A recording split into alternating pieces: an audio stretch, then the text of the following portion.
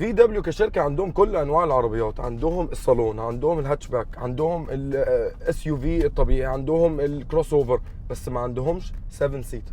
ودي اول عربيه تضاف للفليت بتاع في دبليو اللي هي تيرمونت في 2018. وكده عندهم كل انواع الكاتيجوري.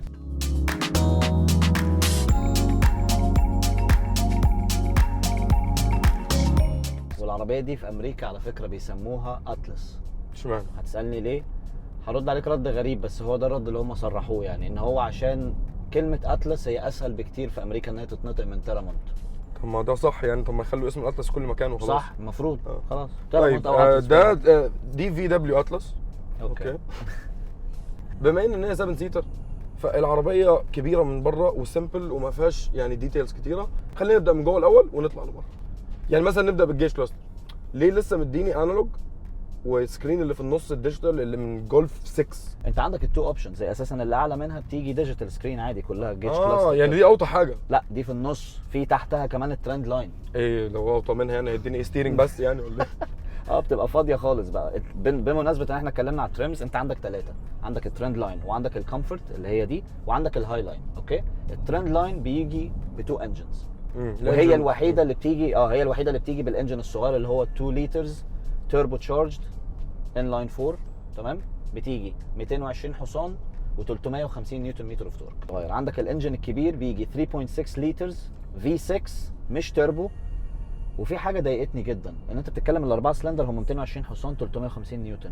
تمام، الفي 6 المفروض يبقى فرق كبير. لا، 280 حصان 360 نيوتن، فرق 10 نيوتن مترز. يعني فما اعرفش ايه الفكره، فاهم ازاي؟ يعني عارف لو عليها توربو تشارج الفي 6 كانت ممكن تبقى احسن، تعدي مثلا 320 ولا حاجه. وزي ما قلت لك الانجن الكبير اللي هو الفي 6 بيجي على كلهم، الانجن الصغير بيجي بس على الترند لاين، الباقيين كلهم بياخدوا الفي 6 اللي هو 3.6 لترز.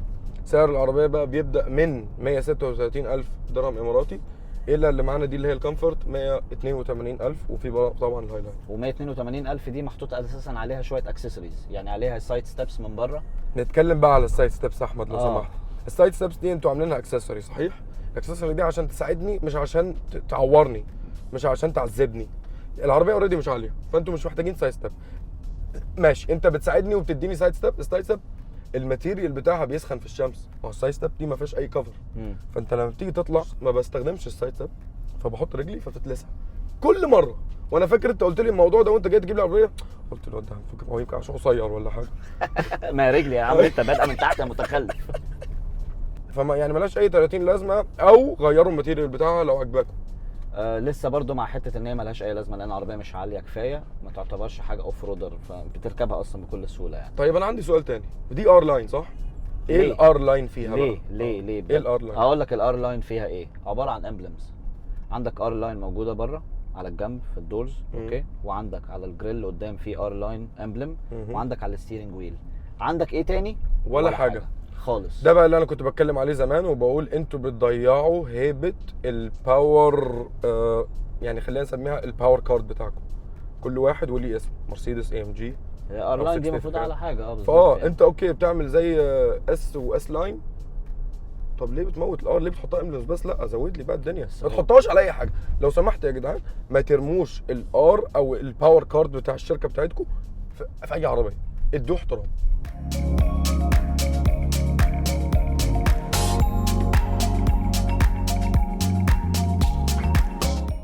للاسف يعني بصراحه. وبعدين هقول لك حاجه، يعني ما تيجي مثلا تتكلم على مرسيدس بيبقوا عاملين ساعات مثلا الاي ام جي تريم، انت بتبص عليها كل حاجه هي مدياك ان اي ام جي. يعني بتبص مثلا على الرنجات شكلها مختلف، بتبص على حتى البامبرز من قدام ومن ورا، كل حاجه مبينه ان هي ايه، هي مش موتور بس هو الشكل. دي هنا حتى من بره هو مش مديك بودي كيت مميز، حتى الرنجات هي 20 بس شكلها صغير جدا. والتايرز فاهم 255 باين ان التاير كبير وباين ان الرنج صغير، مفيش اي حاجه مميزاه مديك احساس ان هو والله انا راكب ار لاين ولا اي حاجه. نرجع تاني جوه. ستيرنج ويل الجديد ريسبكت حلو. اللوجو الجديد حلو. 8.1 انش سكرين، سايز محترم. الفيتشرز بتاعتها هي الموجوده في كل الفي دبليوز، بالمنيو بالراديو بالابل كار بلاي بكل حاجه. وايرلس تشارجر، الاي سي حاطينه باتنز. فيزيكال باتنز وحاجه كويسه مفيش مشكله. فيها حركه غريبه انت اللي اوريدي عرفتها عشان انت كنت معاك جولف قبل كده. انا اتسحلت فيها برضو، ان انت لما بتيجي انت ما عندكش الزرار بتاع اوف في الاي سي، في المكيف انت بتفضل تنزل الفان، بتقلل الفان بتقللها، وبعد كده بيحصل حاجه ان انت مش عارف تقفل الاي سي. الله ينور عليك. فبتعمل ايه؟ تبات بقى تعملوا ايه لما يكون معاكم في دبليو؟ لف كل النوب مره واحده لغايه لما يوصل لواحده، سيبها ثانيه واحده واقفلها، خلاص بقت اوف كده. بص يعني هو ده يعني ده كود، يعني فاهم قصدي؟ ده في حاجه غلط يعني، انتوا لازم تظبطوا الموضوع ده، يا اما تحطوا لي باتن اوف. بس انا عشان كان عندي جولف فمش هقعد بقى كل شويه لا هي تك، سيبها شويه، اعمل واحده، اطفي العربيه وانزل. بما ان انت بتتكلم على الكلايمت كنترول سيستم بشكل عام، العربيه فيها هيتد سيتس، ليه؟ نفس الموضوع ليه البلد دي فيها هيتد سيتس وما فيهاش فينتد سيتس؟ يعني بص، لو حطيت لي الاثنين اوكي انا حطيت لك الفيتشر كامله. طيب انت دلوقتي، ما انت لما تيجي تحط لي اساسا اوبشن زياده زي ده، ما انت بتعلي السعر، مش محتاجه.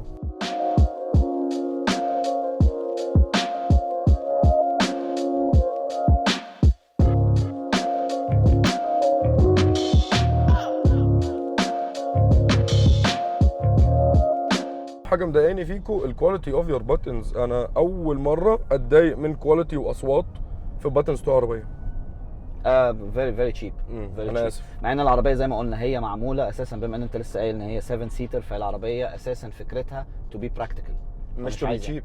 بالظبط، فاهم؟ فانت مش عايز تعمل حاجه برضو، يعني انتوا ناس تقدروا تعملوا كواليتي، هم لما بيقرروا يعملوا كواليتي بيعملوا. على فكره هو ستوكس عندهم، ما تاخدوا من هنا حطوه هنا، وتشوف الطوارئ عندهم، الطوارئ بتاعتهم كواليتي بتعمل حلو، الانتيرير حلو، فتقدر انت تعمل حاجه زي كده عشان ترخص لي السعر. برضو العربيه هي تعتبر يمكن ارخص 7 سيتر، بس هو رقم انت بتدفع 180,000، ف 180,000 انا محتاج حاجه، محتاج على الاقل مثلا، طب ما فيش ساوند سيستم، ما فيش ساوند سيستم كويس، ما فيش بوظ حط لي حاجه. اوكي انتوا اديتوا سايز كبير فعلا، في ستورج، اماكن ستورج، وعندك لك سبيس وبوت سبيس وهيد روم، وعامل لي بانوراميك روف. بص انت مدلعني كعربيه ديلي يوز، بس اديني التاتشات اللي هتلاقيها موجوده في الهاي لاين.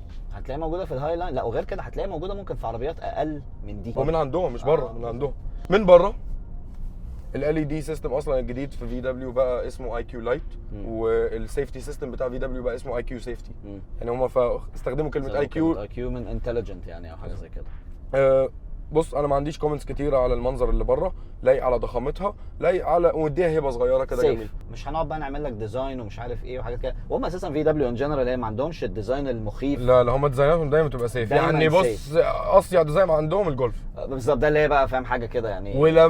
ولما زاتوا عملوا شروكه، ويا ريتهم مزاتوا، يا ريتهم مزاتوا. ما ندخلش في كويس ان هم عرفوا غلطتهم ولغوا العربيه عشان يا ابني خلاص يا ابني انت عارف يا ابني خلاص يا ابني. اوكي. فالعربيه من بره هي بوكسي شويه، وما فيهاش زوايا جميله. 7 سي يعني ما فيهاش زوايا قبه، بص على الزاويه دي. لا يا عم والله العظيم مش هتضايقك شكلها، يعني بص فكك منه، عربيه مش هيضايقك شكلها.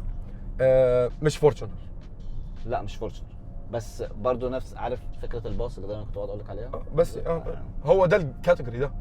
فهو لعبها نفس طريقه الدورانجو، ان هو لازم يديك حاجه واسعه وطويله، فما ادكش، فهو بوكس، فاهم قصدي؟ هو وفر لك حاجات انت برضو محتاجها ك7 سيتر او كفاميلي كار، يعني هو للامانه يعني مش. فبيني وبينك هو مفيش حاجه لف عليها في العربيه يعني. هي عربيه اهي يعني.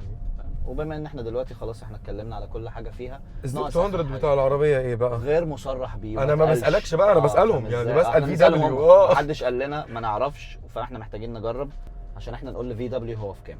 اوكي هنطفي الاي سي، رايح بقى معايا شويه لحد ما اخش على التراكشن كنترول. يلا يا ابني عندنا 0 to 100. خش على الفيكل، وبعد كده تخش على سيتنجز، بعد ما تخش على سيتنجز تخش على الاي اس سي سيستم، بعد الاي اس سي سيستم بتخش على اكتيفيتد، ولا عايز تعمله تي سي اوف، تي سي اس اوف، ولا اي اس سي سبورت. اديها سبورت.